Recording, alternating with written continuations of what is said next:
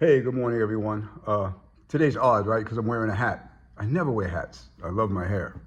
A friend of mine once told me he was a bald guy, and everybody's bald these days. They're bald with the beard, and I was bald at the time. I was rocking the baldy. I was coming off my cancer or whatever, and I was trying to rock the baldy. And he said to me, he said, yeah, because us bald guys. I said, I'm not bald. He goes, you're bald. I was like, no, I'm not bald, man. I got hair. I'm just rocking the style. And he said if I had hair, I'd rock it every day. So, out of respect for him, and he maybe has a good point. So, yeah, man, I got hair. So, woo, I try to rock it every day. But it looks crazy. I look better with a fade, like I said. So today, I want to talk about like our resilience, right? Our resilience and our fears and our and how our fears are only detrimental to ourselves. I know I used to think I was invincible, right? I used to think that, nothing could shake me, right? Because I'm going to persevere through it. But that was all fear. That was all fake ego, faking like I was a tough guy, like I could handle it, like never let them see you cry, never let them see you sweat kind of thing. And then I got shook. When I got divorced, it really, really, really shook me. I thought I could hold my marriage together by might, right? Because you got to realize I grew up in the 60s and 70s. And I thought, they're like, woman, you my wife, blah, blah, blah, blah, that kind of thing. And, that woman loved me. So she hung in there with me for a long time. She a little crazy too, but you know what? I like the crazy ones. It is what it is. So we went back and forth, and I thought I could hold it together by my sheer will. And then I realized that didn't work, right? So then I turned cold. And then people said, you're cold and you're uncaring. And it wasn't that I was uncaring, I just don't do angry well. And since I don't do angry well, I do my best not to get angry. I'm not good at it. It goes way too far. I play too hard.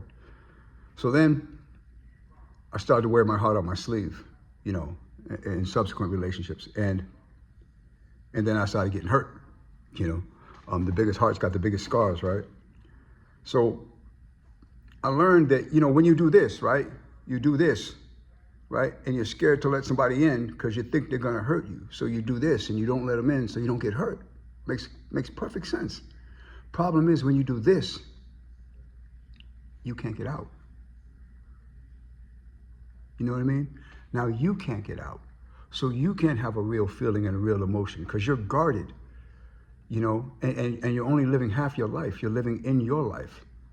You're living in your head. And you don't trust anything, and you're not free. You're not free. So doing this to keep from getting hurt, like, I have some kind of social disorder, or I have what's the word I'm looking for? Commitment. I have commitment reservations. Fear of commitment, that's what it is. Yeah, well, you know what? Hurt me. I'll survive. I've survived them before. I'm very resilient. I'm going to go all out. I'm going to be free. I'm going to be free in my relationships. I can honestly tell you there is no one, except maybe Donald Trump, I'm sorry, that I don't actually like. I get along with most people. Even if the people I don't get along with, I can be cordial. I can get by. I don't wish any demise on anybody. If the purge was ever a real thing, I'd be at home. I'd be at home locking the doors, hoping nobody hates me in that way. But yeah, I don't have any beef. People are just doing the best that they can at being them. And some of us are more evolved, some of us are less evolved. Maybe we're over-evolved. Maybe I'm going too far. I don't know. I walk around, I wake up every morning with a smile on my face. I try to have a great day. I bump my head like everybody else. I go through my little short spans of emotions like everybody else. But at the end of the day, what are you going to do? You're going to live on. You're going to enjoy the day. Don't let anybody steal your joy, and try to be as free as you can. Let your freak flag fly. If there's something that nobody, don't let other people's thoughts inhibit you from being you. Because that's the most beautiful part of God's gift, right? Your essence. God made you. So do your thing. And swing. As I told my son, you'll never get a hit if you don't swing. Swing. Don't be a swinger. I mean, unless that's your thing. If that's your thing, swing. If it's not, swing. You know, if you love the Lord, love the Lord. If you don't go to church, but you know you got spirituality in your heart, knock yourself out. You know what I mean? If you like to watch novellas, watch novellas.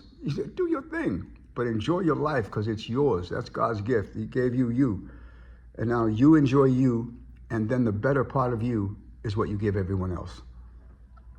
That's my pre-Easter rant. Love each other. A new commandment I give unto you, that you love one another. I love you all. I'm Rick Anderson. Have a fantastic day. And it's supposed to be 80 today. Get out there and make something happen.